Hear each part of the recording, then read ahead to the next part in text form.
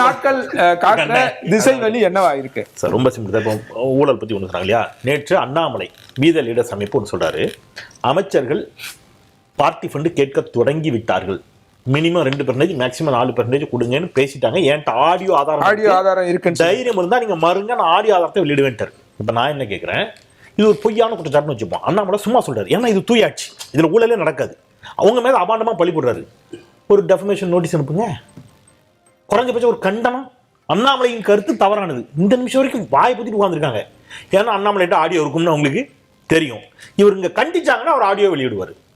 இதுதான் உங்க ஊழல் ஒழிப்பு. அப்புறம் இப்ப நடந்தது, கட்சி நிதி கொடுப்பதாக இவர்கள் சொல்லுகிறார்களா, அது ஒளிஞ்சிடுச்சுன்னு சொல்றாங்க.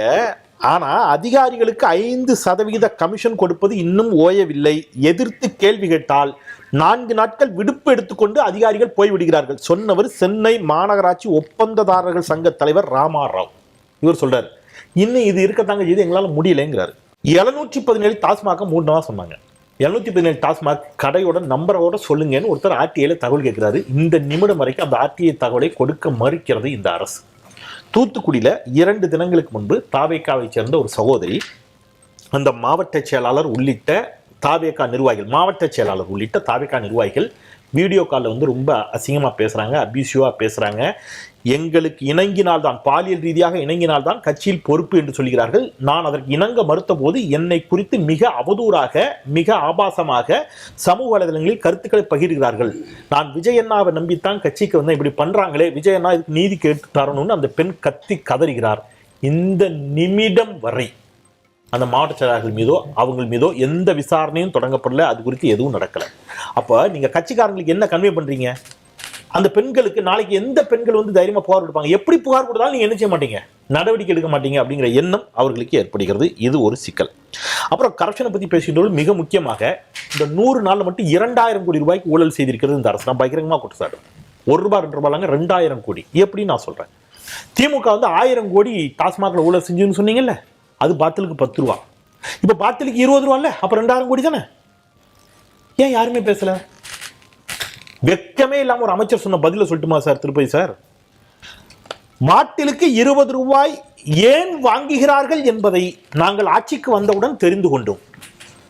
சார், பாட்டிலுக்கு 20 ரூபா வாங்குறத தெரிஞ்சுக்கிறதுக்கா சார் ஆட்சிக்கு வந்தீங்க?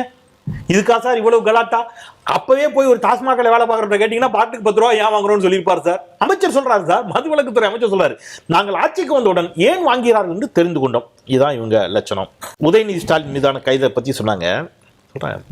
நயினார் நாகேந்திரன் வெளிப்படையாக, பாரதிதாசன் சொல்வார், என் தாயை பழித்தோரை என் தாய் தடுத்தாலும் விட மாட்டேன்னு சொல்றார். நயினார் நாகேந்திரன் பேச்சு வன்மையாக கண்டிக்கத்தக்க. எந்த பெயரையும் குறிப்பிடாமல் உதயநிதி ஸ்டாலின் ஒன்று சொன்னதை அதெல்லாம் கிடையாது, நீங்க வந்து ஒரு குறிப்பிட்ட நடிகையைத்தான் இழிவுபடுத்தி விட்டீர்கள் என்பது போல சொல்லி ஒரு பெண்ணை வைத்து புகார் கொடுக்க சொல்லி இங்கே தஞ்சாவூர் வரைக்கும் போலீஸ் பாதுகாப்புல மக்கள் வரி பணத்தில் அவர் தஞ்சாவூரை சுத்தி காட்டிட்டு கூட்டு வந்தீங்கல்ல. நயினார் நாகேந்திரனை கண்டித்து ஒரு அறிக்கை தாவேகாலிருந்து வந்திருக்குது. வேண்டாம், குறிப்பிட்ட அந்த நடிகை தொடர்பாக யார் பேசினாலும் கைது செய்யப்படுகிறார்கள். எஸ், அது சரியான நடவடிக்கை, அதை நான் ஆதரிக்கிறேன். யாரும் அப்படி பேசக்கூடாது, எந்த பெண்ணையும் அப்படி பேசக்கூடாதுங்கிற கருத்தை நான் உடன்படுறேன், அதை சொல்லிட்டே சொல்றேன்.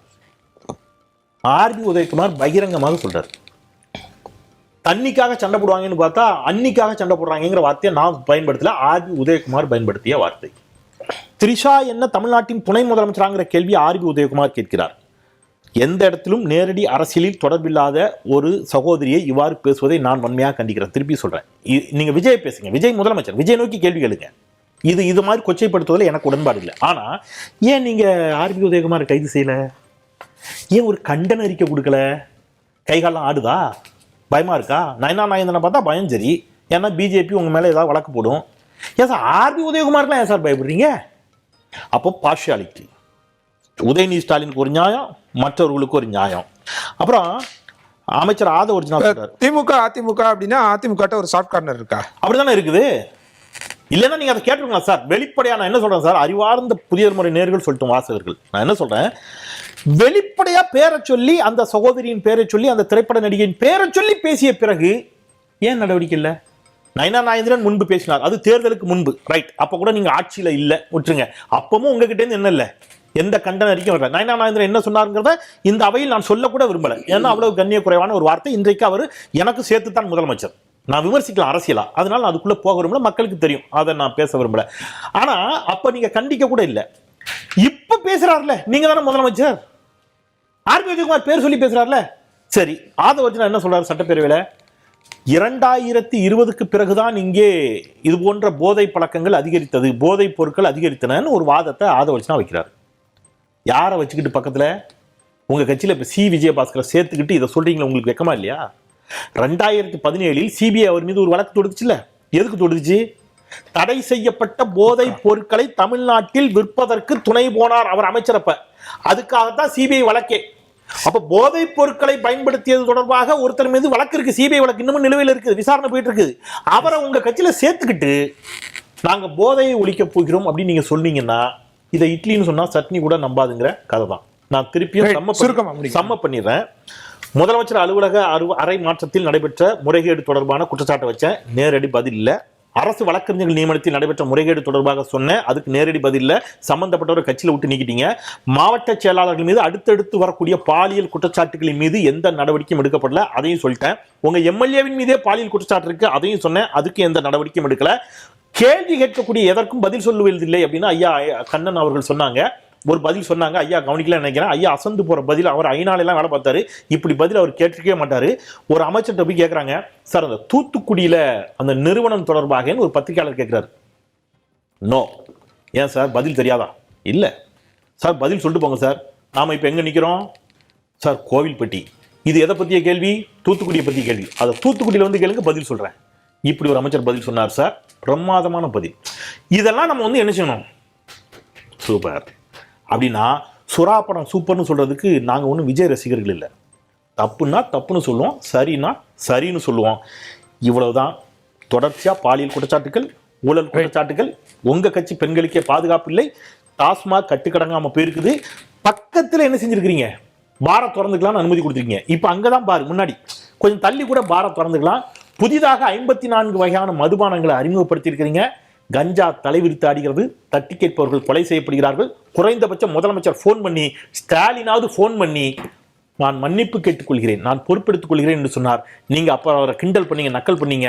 உங்ககிட்ட வேற என்ன சார் இருக்கும்? வெறும் சாரி தான் இருக்கும். நீங்க இப்ப அதை கூட செய்ய மறுக்கிறீர்கள். 100 நாள் ஆட்சி அவலத்தின் உச்சம்.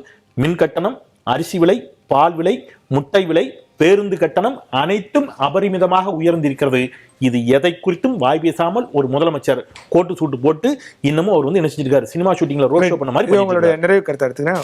திரு கண்ணன் சார், இப்ப அறிவிக்கப்படாத தொடர் மின்வெட்டு இது தொடர்ச்சியா இருந்துகிட்டே இருக்கு. மூடிய டாஸ்மாக்களுக்கு பதிலாக மணமகிழ் மன்றங்களை திறந்து வைக்கிறாங்க, பாட்டிலுக்கு 20 ரூபாய் அப்படின்னு தொடர்ச்சியான சர்ச்சைகள் நீடிக்கிட்டே இருக்கும். மாற்றம் அப்படின்னு சொல்லிட்டு வந்தவங்க இன்னும் அந்த நிலையை நீடிக்குது அப்படின்னா அதை எப்படி பாக்குறது? இல்லை, அதுதான் நான் முன்னாடியே சொன்னேன். இந்த ஆட்சியினுடைய மிகப்பெரிய குறையாக நான் பார்ப்பது தகவல் போதாமை. அது வெளிப்படைத்தன்மை இல்லைன்ட்டு கூட நம்ம அதை கொஞ்சம் பார்க்கலாம் சிலதெல்லாம். இவங்க வந்து மிகப்பெரிய ஒரு புரட்சியை தமிழகத்தில் ஏற்படுத்தியிருக்கிறார்கள். அதாவது ஒரு தேர்தலில் வந்து காசு இல்லாத வெல்வது என்பது இதுவரைக்கும் 1926,